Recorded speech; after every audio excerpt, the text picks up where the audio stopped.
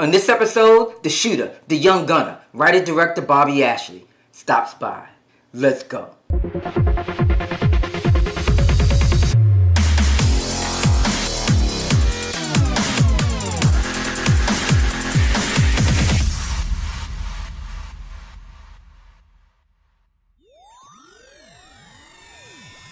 How you doing? Good. It's kind of, it's not to say I'm sitting across from myself, but it's kind of, I've always from the beginning of meeting you, following your work, even talking with other people that we both work together. Yeah. And the Brooklyn thing is kind of, there's a lot of similarities. We were meant to be here. It's kind of, we were meant to be here.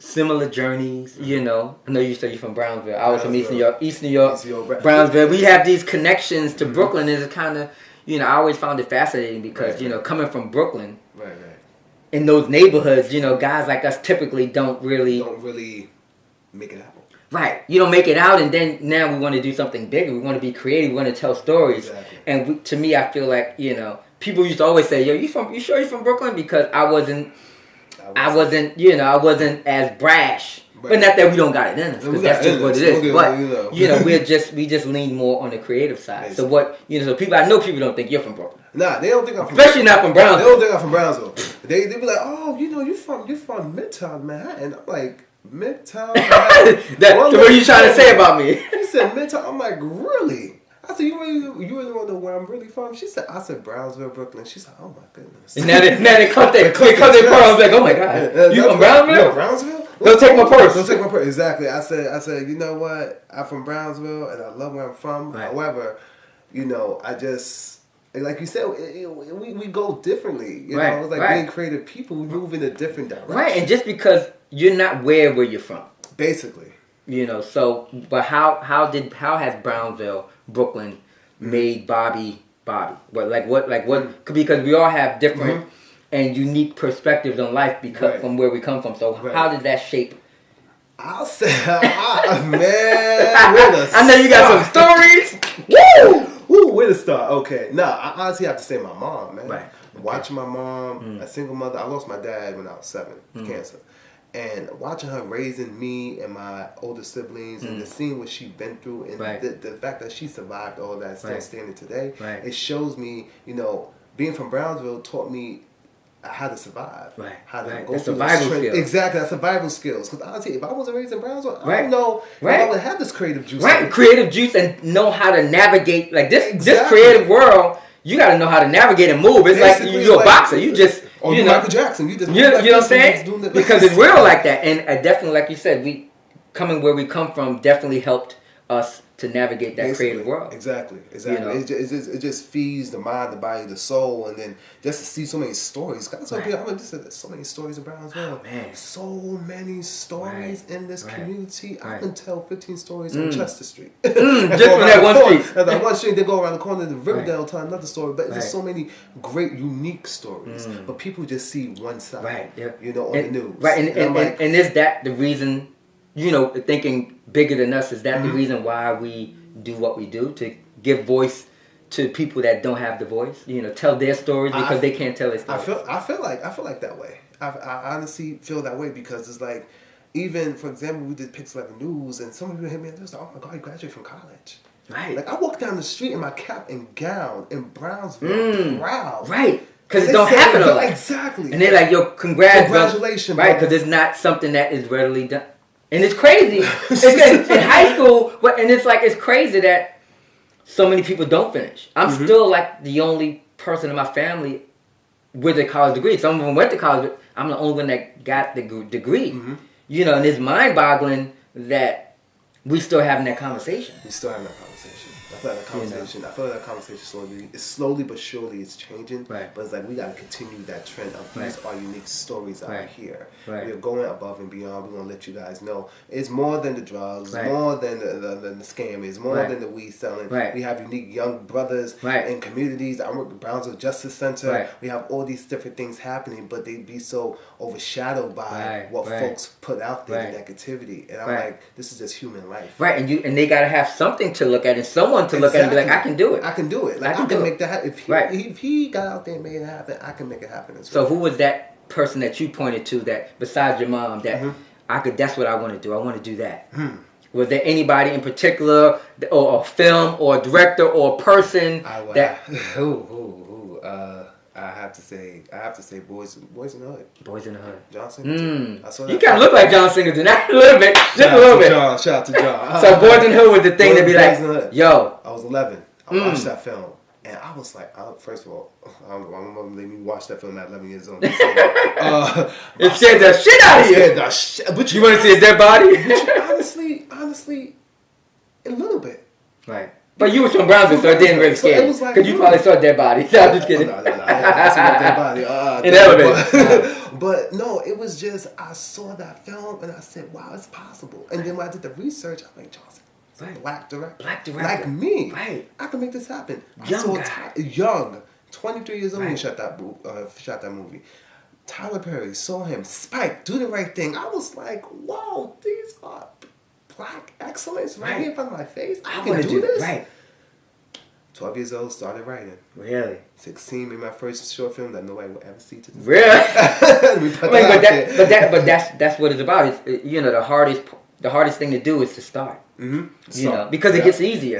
And what is that like? 12-year-old kid writing in Brownsville, and you passing some shit. You passing crazy shit in Brownsville at 12. Crazy stuff. How do you? Because for me it was the same thing. It was kind of like this was a part, the thing that I did that kind of kept me safe internally, externally. Something that I can pour into, something that I have passion about, and that I could turn off the noise that was happening around me. Yes. For me, it was basically me dealing with my internal emotions. Because I was a kid that I was so quiet. Right. I never used to I was just like... You was holding a lot in. I was holding a lot in. I was like, but I can't say this. I'm too scared what they're going to say about me. I had the mentality of, at that time, what folks are, what people going to say. What people going to say. And how they're going to react. Right. So I said, you know what? Writing became a therapeutic way of me I can write it. But it ain't me saying it. Ain't Bobby saying it. But I can say it. I can say it exactly through these characters. And I just started to see like, wow, this is something that it can evolve into something very long term. Right. And that's when I will never forget my 8th grade teacher. She said, you want to write scripts, you have to learn about it. And another thing she told me, she said, you want to become a movie director, you're going to have to speak up. He said, because that quietness ain't going to work. Yeah, but that's the thing that kind of, for me too, because I'm a very quiet person. I took the assistant director route. And typically that role isn't a quiet person. So I had to kind of learn how to channel that and have a voice. Right. And it's different from the creative voice. But it's definitely something, what they say, the loudest wheel gets the oil. Basically. And I know from that, it's probably a lot of directors that might not be as much into the work, that might get further along than you because you quieter and you kind of about the work and you just doing it. You ain't got to be out here popping up. So what do you think about that aspect? I know because we have to figure it out. We have to figure out that balance. Right. We can do the work, but it's a social business. It is. So you got to take off that shy body, you got to take off that the humbleness, and just be like, listen, we're gonna do this, we're gonna do that. I believe it came from me constantly doing the work and constantly learning. And getting the confidence. Exactly, gaining that confidence. Because if you ask 16-year-old, 17-year-old, 18-year-old, 19, 20-year-old Bobby, he went... But now it's like I'm 24 and I completed that series, I'm doing this and doing that. It's just the batteries in my back and I'm just constantly going. Nothing gonna stop. And that's the thing, you don't... Sometimes when we like that, we don't think about it. So it's easier to just go. Because once you start thinking about it, it's... But you just going, then you're going to look up and it's going to be 10 years later, you're going to be like, oh shit, I've been, and they're going to be like, Bobby, how'd you do? And you just, I don't know, I just kind of went. I've been working on it. Right.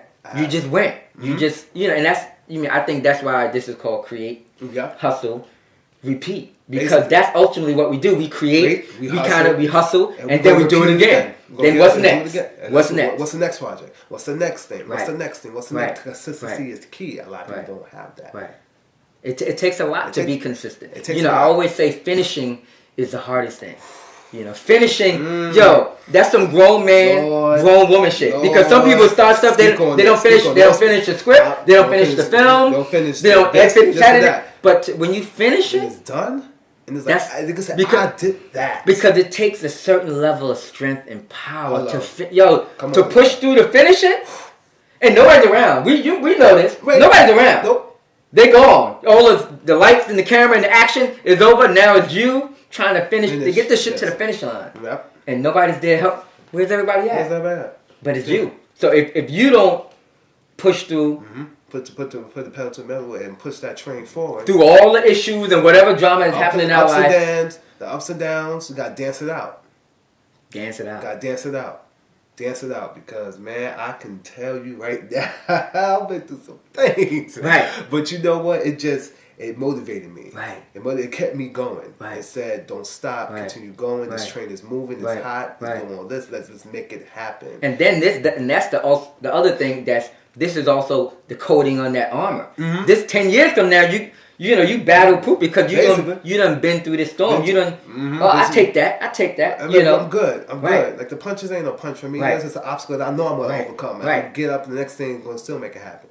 Right, because that's just what we have to do. If it was easy, then everybody would be doing it. Exactly. It's not easy. It's not easy. Anyway, people think it's easy. Sometimes I used to feel like sometimes we make it look too easy. We make it look easy. Mm-hmm. Because we just put, you know what I'm saying? We just and it's not. Right. Like, oh wow. And we just weather the storm because we're kin folk because we kind of internalize shit. We had to growing up, just all the stuff going around us. We had to internalize a lot of stuff. So we internalize our work. Right. We internalize it and we manifest. We make it happen. We finish it and we're not really outward with it. So all the stresses and the drama we internalize it. So people don't see that. They don't see that. But they see the successes. They see you on the red carpet. Oh, there's Bobby. That's Boogie. Oh, you're doing your thing. Oh, I want to do that. But do you want what I had to go through? Exactly. Because the cause and effect are two different lanes. Right. Do you want to walk in? What's the name of the projects? What's those projects on Mother Gaston? Do you want to walk through Langston Hughes? And go in the elevator. Go in the elevator. The smelly elevator, or do you want to take the steps up to where you want to be in life? Because all of that made you who you are. Exactly. So they can't do what you do. They can't. They try and they fail. But because they have to go through what you went through. Exactly. And a lot of people don't go through what I went through. Right. And then what they do is, I was so funny. I had a conversation with Chuck the other day. I was like, a lot of people, they tend to want to wear other people's shoes, but they can't fit the size. That's why they trip a lot. Woo! Can I borrow that? You're gonna borrow that. Yeah. That's true it's true. Like, but in our journey is our journey. It's important not to watch other people's journeys and try to follow this shit. I could do this. But everybody's journey, our journey are different. Somebody asked me, "You're the next Tyler Perry. You're the next like that." I said, Spike have that job. Tyler have that position. Right. John, Ava, they have that already. Can I have mine? I have mine. I'm the next Bobby. That's it. That's all I can be. Right. I could be off. And people just tend to want to put pressure on you, or you got to be in this. I gotta be this. You gotta be in this category. No. Creative mind. Yeah.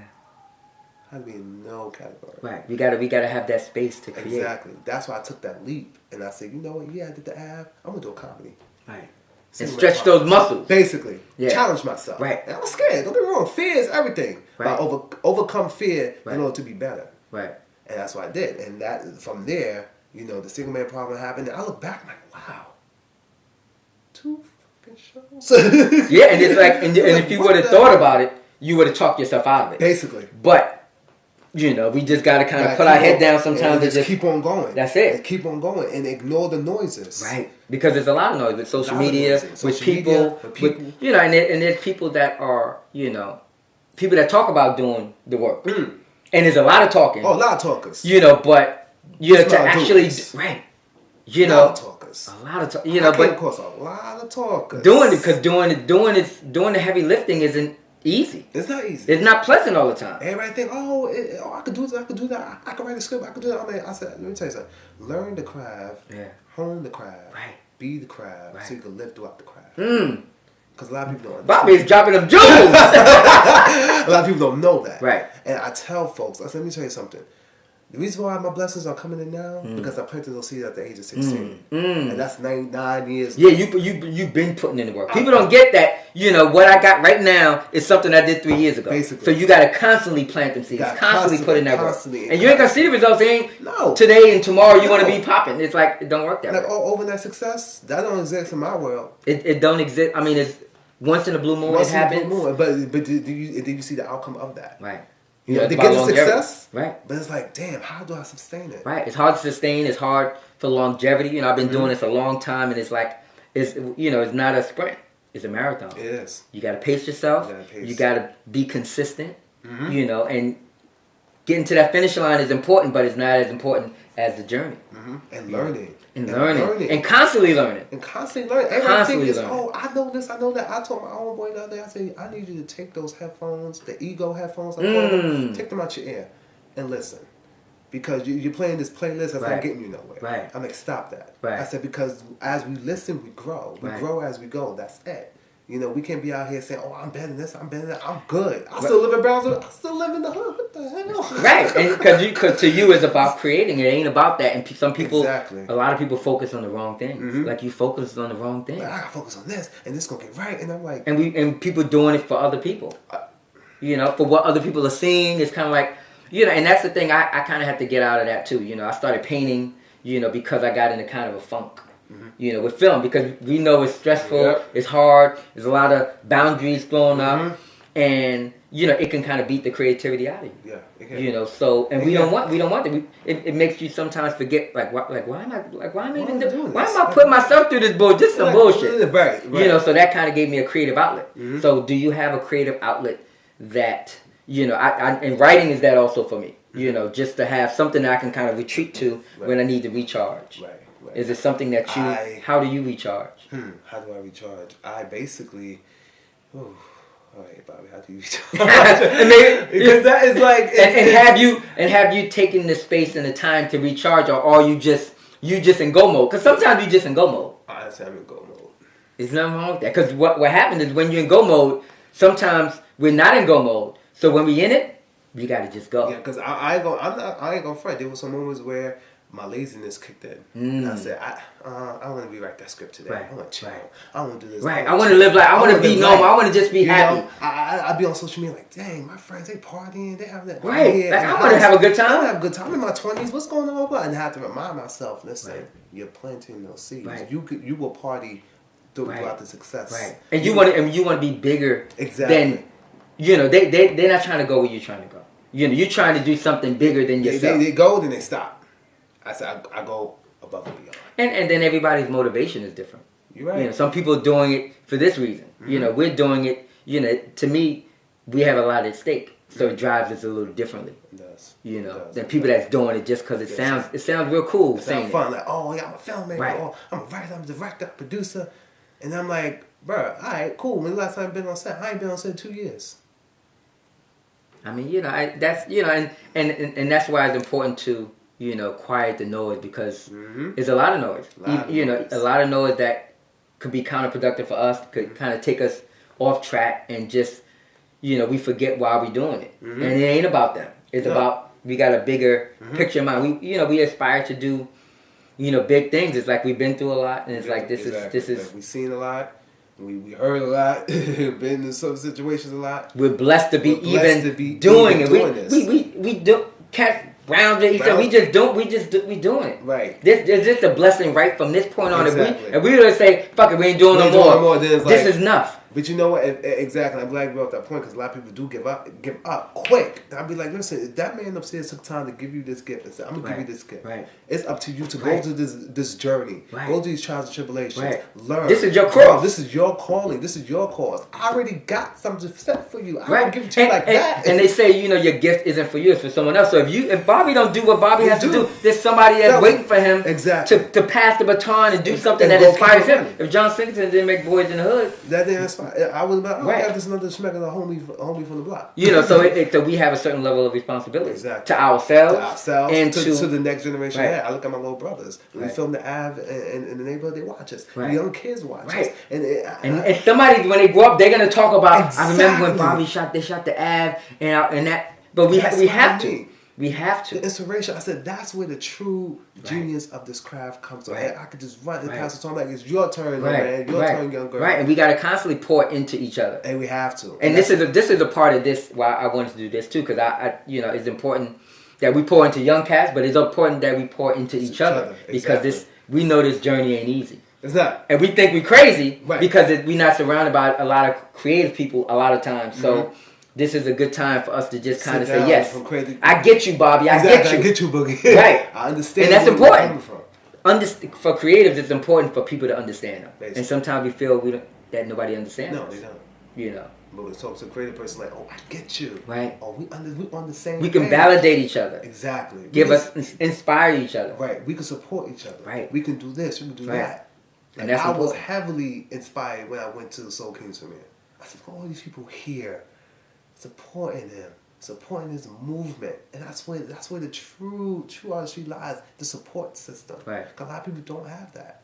And that's why I tell people, you don't have the support system, go out to some events. Right. Look, it's okay. It's okay. Right. I also it's okay to say, yo, bro, your work is good. Right. Right. I think that's an obligation, because if we don't, who will? Who will? If we continue this image of okay, now he goes here, I'm staying on here. Why divide? We're in the same situation. And in this journey, what I've learned in this business these years is that you're gonna meet the same people, and what you're gonna learn is eventually there's gonna be a lot of people that's gonna drop off like flies. Hello. They're gonna, you know what I'm saying? That start right. And so imagine 10 years in this. It's like everybody ain't built for it. Everybody not built. You know, so and you're gonna see the same people. It's about longevity. You know, I've been doing it for 15 years plus, but it's like, and it's not. You know, it ain't for the faint of heart. You know, a lot of people just need to understand that. A lot of people need to like really take that into consideration. Longevity is key. Always some people build towards that. Like, they worry about, I gotta be hot now. I got fitting now. Hot now, cold tomorrow. Now, basically. And I said, stop worrying about being hot now and start thinking about building a legacy. Because 20 years from now, I want them to see a project and say, I can put on a different world right now and still feel inspired. It lives. Media lives forever. So we doing work that will live forever. So that what does that say? That gives us a certain level of responsibility. Something's gonna live forever. Basically. You know, everybody's not creators. Basically. You know. So we're creators. So that's a big responsibility to me. Like the ultimate creator. We are, you know, creators. You know, so and so where do you remind me a lot of me just because of your speed. And people used to, that's where I kind of got the name Boogie from, because I was really fast. But that was more unsaid spikes up. I was really fast, so they called me Boogie. But it's a long story. You won't get into that. But in terms of, you know, sometimes people used to tell me I move really fast, not speed-wise, but in terms of execution. And your speed in terms of execution, you know, it used to remind me of me. It's very unique, because a lot of people don't move at certain speeds. They don't. They just don't. They don't. And to me that goes with, I was telling somebody else about you, and it's just like that hunger. That hunger is, everybody don't have the hunger. Go back to Brownsville. The roots. Go back to Brownsville. Go back to the roots. You eat what you kill in Brownsville. Basically. So you gotta be hungry. To the fillers. That's you it. have to go through those trenches. You have to continue that. You have to go. You can't stop. We're gonna stop. You stop. Somebody might my meet you. mother would have stopped. Where would I be? She had to keep on going. She got kids to raise. She don't got time. All right, I got my babies to take care of. I got to take care of this. I got folks who, I got to keep my light bill on. I got time to sit up here and cry. I got to go. And I got to get to work. And that's in you. It's in me. The fire to go, and it's like you move at speed. Exactly. You know, and the thing is, you know, if you got the hustle and you got the passion, you can move at that speed. But I think a lot of people, because their motivation is different, they move at a different speed. They do. You know, so you're gonna. I know you already know you're blazing through, but people's heads gonna constantly spin, like, and that's what our job is to do. Make your head spin. Where you kind of like, you know what? Basically, I ain't in their league. Listen, they do, like, and that's what it is. Got it. This is what it is. If you're gonna go, come on. If you're not gonna go, move out the way. Basically, get off the stop. This is stop for people. This is the down goal. The goal is to go on the train. Let's keep this thing going. We create, hustle, repeat. Basically, create, hustle, repeat, and that's our DNA. Right. A lot of people don't got that, but hopefully they will. Right.